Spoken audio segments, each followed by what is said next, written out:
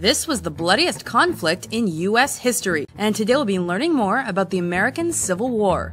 Prior to this conflict, differing belief systems and economies caused a rift between northern and southern states. The North opposed the spread of slavery into states where it did not already exist. Meanwhile, the southern economy was largely based on plantations run by slave labor, so that region fought anti-slavery. Republican presidential candidate Abraham Lincoln supported northern ideals. Also, he and his party were more committed to the Union than to states' rights, and considered the idea of secession as treasonous. Lincoln won the presidency on November 6, 1860. Shortly thereafter, South Carolina and 6 other Deep South states began to declare their secession from the U.S. to protect their rights to keep slaves. This group then formed the Confederate States of America on February 4, 1861. On April 12th, fighting began when the Union held Fort Sumter in South Carolina was attacked by Confederate soldiers. The bloodless siege lasted 34 hours and ended with Union surrender. Both sides pushed for more fighting. When President Lincoln requested volunteer armies from each state, it caused 4 more slave states to secede and join the Confederacy. That meant 11 Confederate states versus 23 Union states. Southerners abandoned their posts in government, and this allowed Republicans to pass bills that would otherwise have been rejected. One such project was the Revenue Act of 1861 that introduced income tax to the United States to pay for the war.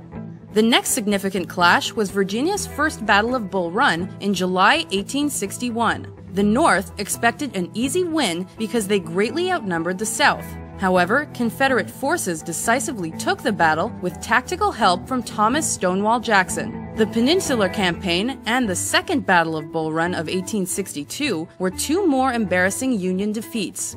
The first major battle in the North came on September 17, 1862. This also proved to be the bloodiest battle in the war and in the history of the United States. Maryland's Battle of Antietam claimed roughly 23,000 lives and resulted in a strategic victory for the Union. On January 1, 1863, President Lincoln issued the Emancipation Proclamation. This document declared freedom for 3/4 of the country's 4 million slaves and made ending slavery a priority of the war.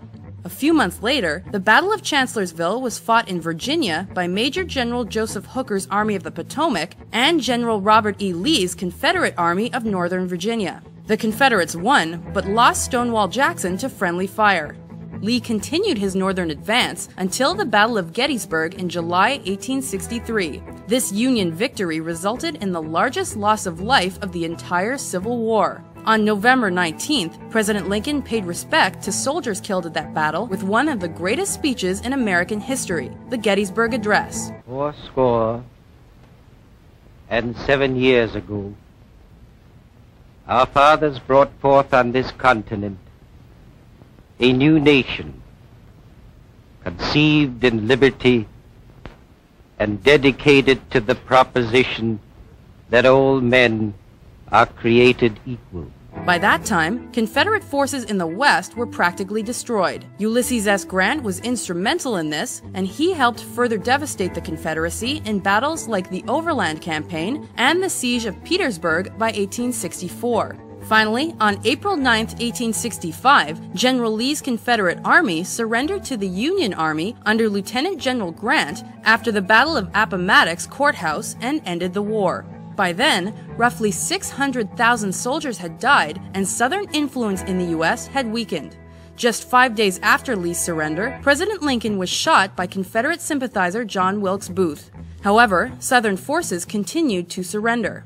The Reconstruction era followed the Civil War. During this period, attempts were made to rebuild the country, and in 1868, Ulysses S. Grant was elected the 18th President of the United States. He attempted to enfranchise freed slaves and dealt with Ku Klux Klan violence as well as the Panic of 1873 and ensuing financial depression. The Compromise of 1877 was an effort to peacefully keep the country together. While it ended Reconstruction, it also ushered in the Jim Crow era of separate but equal racial segregation that only concluded with the Civil and Voting Rights Acts of the 1960s.